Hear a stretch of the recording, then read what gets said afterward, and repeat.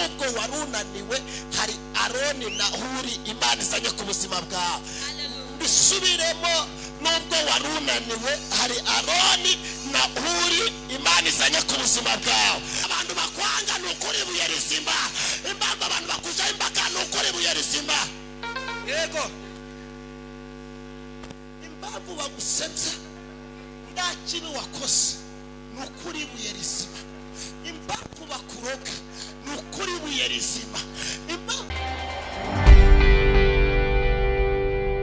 Turasoma mu Kuva 17, turasoma ku ijambo rivuze ngo murongo duhere ku murongo wa 5. Uwiteka abwira Mose ati nyura imbere y'abantu ujyane bamwe mu bakuru b'Abisirayeli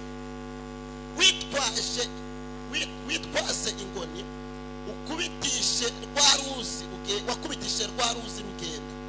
Nanjye ndagenda imbere yawe hariyo ku gitare cy'Horebu, ukubita icyo gitare amazi aravamo abantu bayanywe. Mose abigenza cyo imbere y'abakuru b'Abisirayeli. Komera Imana amashyi. Amen. Twongere amen. Twongere amen. Amen. Twongere amen. Amen. Twongere haleluya. Haleluya. Bibiliya ijambo ry'Imana rivuze ku mugabo bitaga Amosi. Uyu Mose yari umugabo wari ushumbye Abisirayeli. Imana imuhamagara mu gihe kigoye, mu gihe abana b'abahungu bapfaga, ariko Imana iza guhagarana nawe. Nguzaniye ijambo rivuga ngo nubwo warunaniwe hari Aroni na Huri Imana izanye ku buzima bwawe. Bisubiremo, nubwo warunaniwe hari Aroni na Huri Imana izanye ku buzima bwawe. Cyambere hariho kunanirwa, hariho no gushobora. Hari igihe cyo kubura, hakabaho n'igihe cyo kuboneka. Bibiliya ijambo yavuze ngo cyari mu gihe cy'Abisirayeli bari bakambitse hafi y'inyanja. Bibiliya ngo Imana iza gusanga Mose iramubwira ngo aho ngaho mwari mukambitse ndagira ngo muyimuke mwimukire hafi y'Irefidimu. Bibiliya ngo bageze Irefidimu, Bibiliya ngo bicwa n'inyota n'inzara n'amazi yarahari. Bibiliya ngo Abisirayeli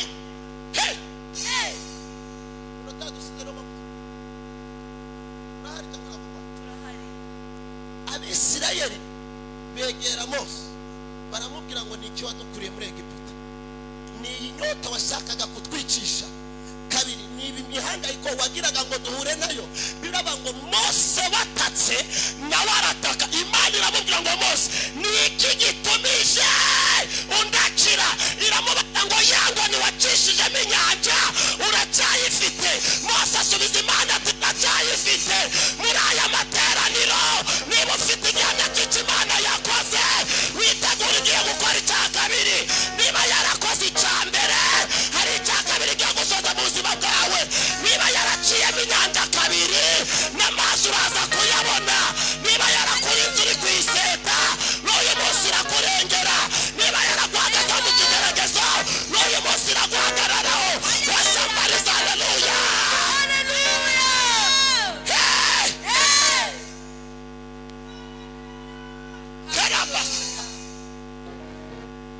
Mose arayisubiza ati data ingoni ndayifite. Mose ahita yibuka ikingoni yakoze, aravuga ngo iyi ngoni iherutse kuja kwa Faraho imira inzoka zose zo kwa Faraho. Iyi ngoni iherutse kugera kwa Faraho nikubise mu mazi ihinduka amaraso. Iyi ngoni iherutse kugera kwa Faraho imugeza ku rwasa abana b'imvura bapfa. Aravuga ngo bani nzabye ingoni noneho hari icyo Imana igiye gukora. Ubwo wageze muri aya materaniro ni ikimenyetso cyo gutabarwa. Ubwo wageze muri aya materaniro ni ikimenyetso. Ndangatse umuntu uri kunyumva hano, ubwo urimo kunyumva rino jambo, wageze imbere y'Imana. Ibyari byo kugukoza isoni nibyo bigiye guhinduka ibikunezeza. Aho wari kubabarira niho ugiye kunezererwa. Aho wari kuririra niho ugiye gutabarirwa. Wazamuye haleluya. Oya bwira abantu babiri ngo byashobotse. Bwira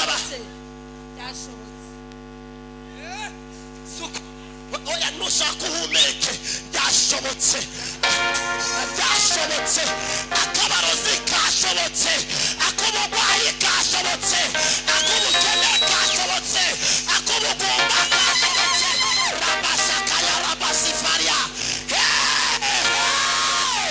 sukuma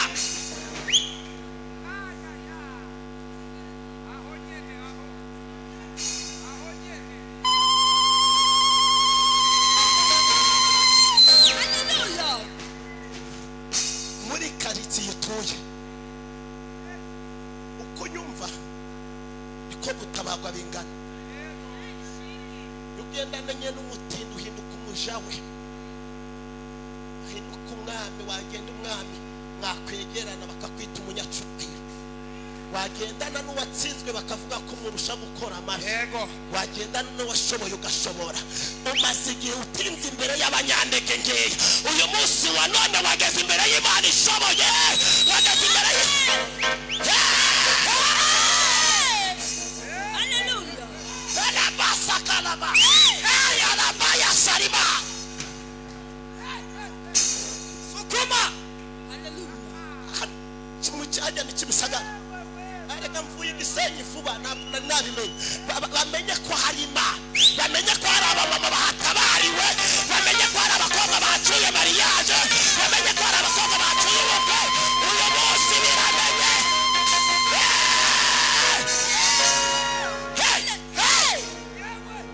binikatita kanipasi elefas kuma haratari abantu b'Imana ureke mu kanya tuyumve neza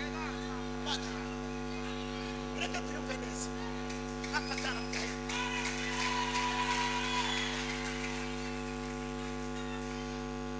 ubundi Imana yambamagaye ndabizi hari abakozi b'Imana bari barabwitwegejwe kuri radiyo n'abasirikana nabo nahundi yatanze amafaranga ngo ntibakanyakire kubera ko yamaze kumenya ko akana kaje muri Kigali harabiki abadayimoni barabizi Musanze narahakubise biremera n'uyu munsi birazi ko muri Kigali biramenyekana mbabarira hari abantu bamaze iminsi bibesha kuri plaque yawe bakumenyeye uri mu kigeragezo bakumenyeye uri mu ndambara bakumenyeye wagwaye bakumenyeye wabuze icoro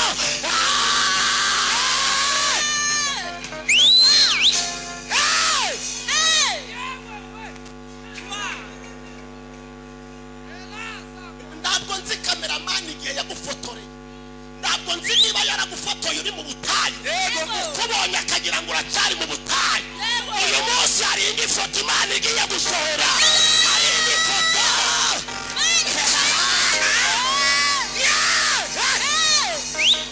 uyu munsi ni umunsi wo kubikura muri wodiyo tukabironjinga ku mugaragaro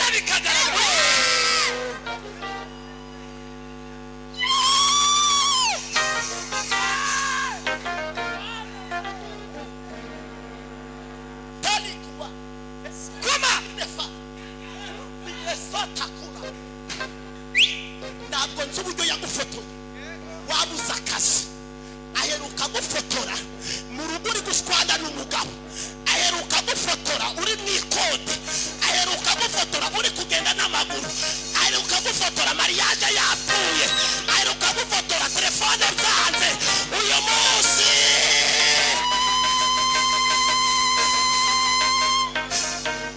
mubwire ngo hari undi mukameramani waje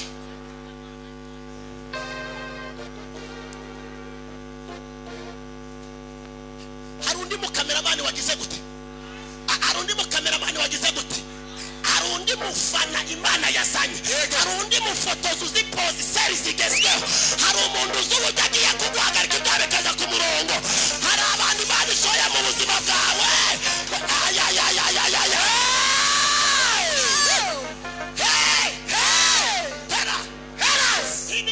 sukuma sayabaya aho nyene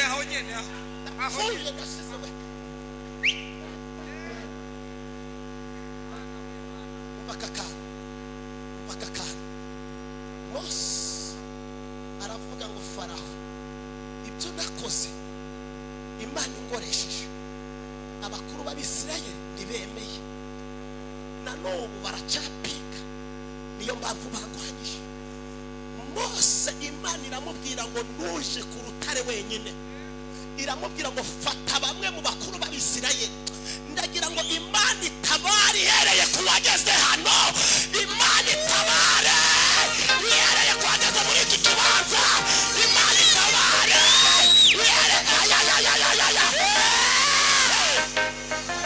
wowe wicaye hano, Imana iguhereho. Wowe washigikiye amavuta, Imana iguhereho. Wowe wageze muri iki kibanza, Imana igutabare ihereyeho. Haleluya, haleluya, haleluya. Sukuma.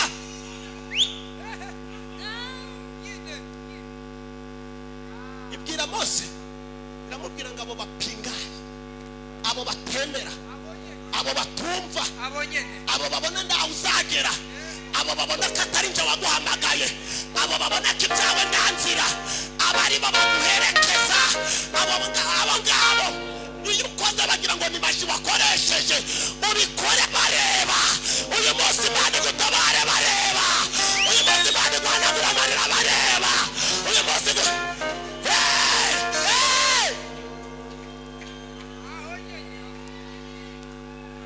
ariko bareba, abarozi bareba, abaturanyi bareba, mariyaje bagihari, umugabo wawe umubona bagihari, inzu yawe bareba, akazi kawe bareba. Wazamuye haleluya. Sukuma. Mose arabafata, iramubwira ngo iyo ngone ukubite ku rutare. Mose uru rutare arabona nda amazi yavamo, arareba mu nzira z'umubiri akabona ntabwo nzi amasengesho wafashe n'iminsi wiyirije n'akanwa kakuvuze uko kari kameze n'abahanuzi wahuye nabo, ariko hari Mose uhagurutse mu buryo budasanzwe. Hari Mose uhagurukiye ku gihe ibyawe bigiye kwemera. Hari Mose uhagurukiye ku gihe ugiye gusora mariyaje yawe. Hari Mose uhagurukiye ku gihe ugiye kuzana urubyaro rwawe. Hari Mose uhagurukiye ku gihe uzana agakizi wawe.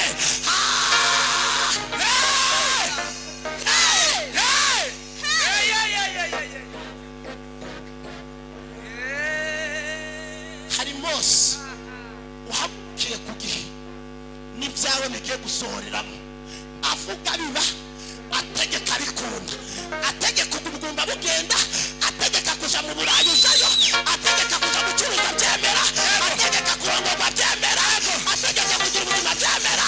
Hari Mose. Wazamuye haleluya.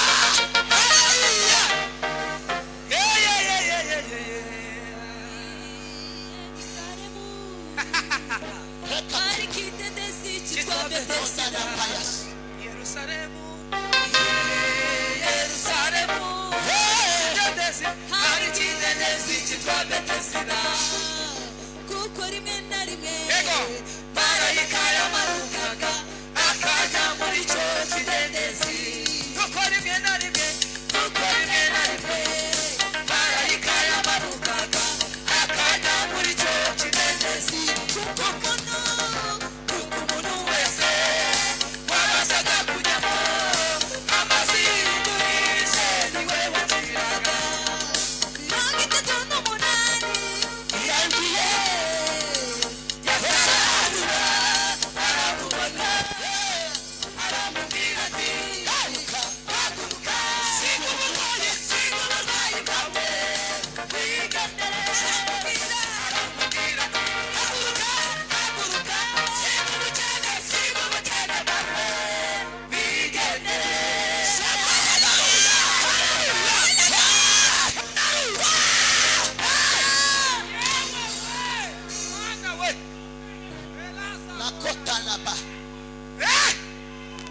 Hallelujah. Mose afata ingoni akubita ku rutare. Ndega amatwi. Mose afata iki? Bana Mose afata iki? Ingoni. Akubita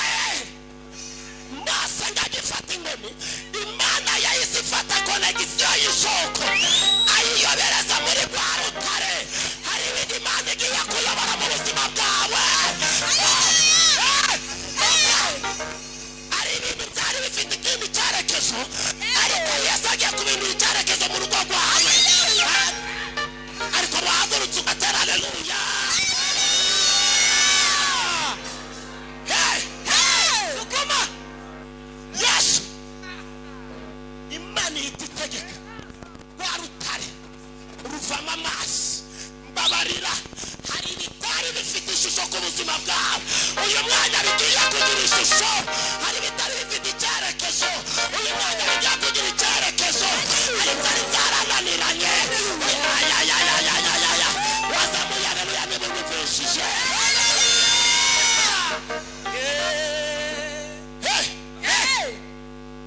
Hari ibyo wabonaga ndanze ukabona bitazemera. Niba hari umuntu mvuganye nawe, hari uwabonaga bitemera, hari uwicaye muri iki kibanza yabonaga byamushobereye, ariko hari ingoni Mose azanye agiye gukubita ku rutare rwawe. Hari ingoni Mose azanye agiye gukubita ku kigeragezo cyawe. Hari ingoni Mose azanye agiye gukubita ku bugumba.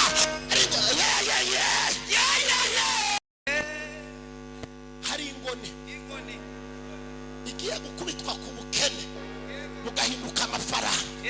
Hari ingoni igiye gukubitwa ku bugumba kabyara abana n'abakobwa n'abahungu. Hari ingoni igiye gukubitwa ku burwayi bugahagarara.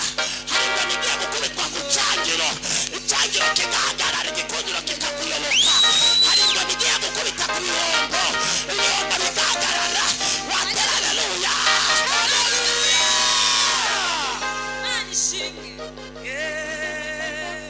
Bikinigi Abisirayeli bari kurwana n'Abimeleki. Bibiliya ivuga ngo amaboko ya Mose, turimo kwibuka Imana ibwira Mose, abwira Yosuwa, aramubwira ngo manuka ku rugerero, weho ufata abahungu bazi kurwana, mujane murwanye Abameda, nanjye ndazamukana na Arahuri. Arababwira ngo turazamukana ku musozi muremure. Bageze baragenda. Yosuwa yamanutse mu ndamba arimo guhangana n'Abimeleki. Imana ibwira Mose, iramubwira ngo amaboko yawe nuyarambura Abisirayeli baranesha abanzi babo, nuyamanura abanzi babo barabagiraho ububasha. Bibiliya ivuga ngo amaboko ya Mose arananirwa. Wari ugeze mu gihe cyo kunanirwa, ariko hari Aroni na Shuri bazanye ku buzima bwawe. Wari uri mu buzima bwakunaniye, ariko hari Aroni. Wazamuye haleluya. Mubwire ngo nubwo hariho Egiputa hariho ni Kanani, ariko wamunyeganyeza ukamuhanurira. Mu mbere hari 5. Mubwire ngo nubwo hari Egiputa hariho ni Kanani. Nubwo hari ikibazo hariho n'igisubizo. Nubwo hariho n'abatakwemera hari abagiye kukwemera. Nubwo hariho n'abakugwanya hari abagiye kugufana. Nubwo umaze igihe udashigikirwa hari abagiye kugushyigikira. Nubwo umaze igihe waranzwe ugiye kwemerwa. N'abantu babiri bafashijwe ngo batere haleluya simbaraga.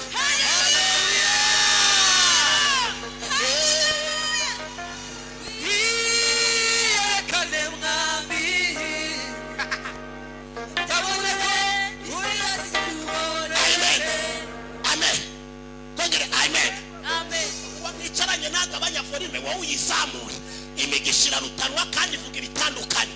Bibiliya ijambo ry'Imana riravuga ngo amaboko ya Yosuwa akomeza kurwanya Abameleki, ariko amaboko ya Mose yarananiwe.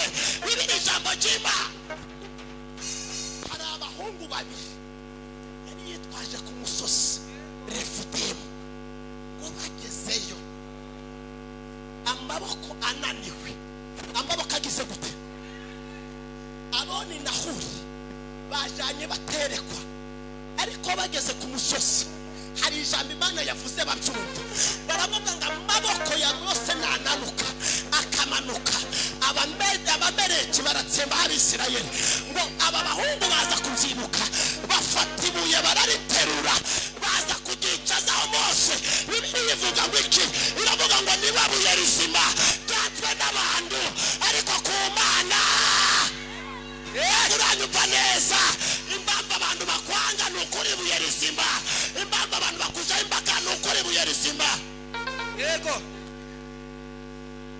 Impamvu bagusebya nta kibi wakoze ni ukuri ibuye rizima. Impamvu bakuroga ni ukuri ibuye rizima.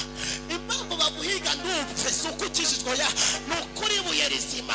Petero yandika ngo iki? Yaravuze ngo niba mwarasogongeye mukamenya ko uwo mwamagira neza nimumwegere niwe buye rizima ryatwe n'abantu. Arongera arandika aravuga ngo menyeze neza yuko mu mahanga yose wuyubaha agakora ibyo gukiranuka Imana igira gute? Imana igira gute? Iramwemera. Yaba afite akazi, yaba atagafite, yaba ajya saa sita, yaba burara nimugoroba, yaba akora, yaba adakora, Imana igira gute? Iramwemera. Haleluya. Yego. Kumba. Hela kotara, Elasa. hele makayaba, hele sika. Amini. Bafata ibuye. Iri buye ni Kristo bari bamwicajeho. Agira gute? Muri hano cyangwa ntabwo muhari? Bavuze ngo amen. Bafata ibuye niki? Bari mwica Imana yo mwisho yitiko imbaraga zihagije itizohereza kuri Mose no kuri Aroni na Huri ngo bakomeza amaboko ye. Nubwo abantu bari bakuvuyeho hari Aroni na Huri Imana yasanye. Nubwo mariage yapfuye hari Aroni na Huri Imana yasanye. Nubwo indwara yananiranye hari Aroni na Huri yasanye. Nubwo ubukonde bwakunaniye hari Aroni na Huri yasanye. Nubwo amadeni akuzengereje hari Aroni na Huri Imana yasanye. Wazamuye haleluya.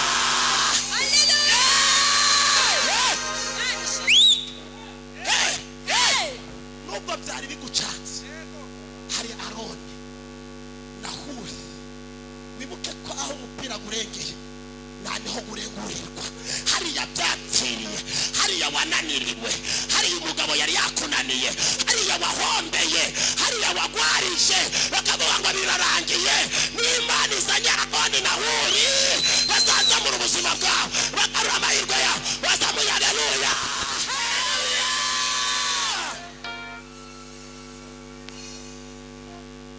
Yosuwa akubita Abamaleki muri aya materaniro. Imana igukubitira igisuzuguro cyo kubengwa. Imana igukubitire Delila zigutwariye umugabo. Imana igukubitire ibihombo byaje ku buzima bwawe. Imana igukubitira amarozi bagutereza amanywa n'ijoro. Imana igukubitira ibihombo wahuye nabyo. Imana igukureho igisebo. Ntabwo nzi umuntu Imana mbaye kuvugana nawe muri aya materaniro. Sinzi umuntu ndi guhanurira, ariko Imana yavuze ngo hari Aroni na Huri Imana izanye ku buzima bwawe. Bagiye kunesha amahanga yaragukoranyeho. Imana igiye kuremura isoko ry'abanzi bawe, igiye kuremura ubwo bukene, igiye kuremura ubwo bugwayi. Wazamuye haleluya. Nyongeza uzamure haleluya. Haguruka ubwira abantu batatu. Haguruka, turi mu buhanuzi. Bwira abantu batatu ngo Aroni na Huri barahageze Imana igiye gukora. Bwira abantu batatu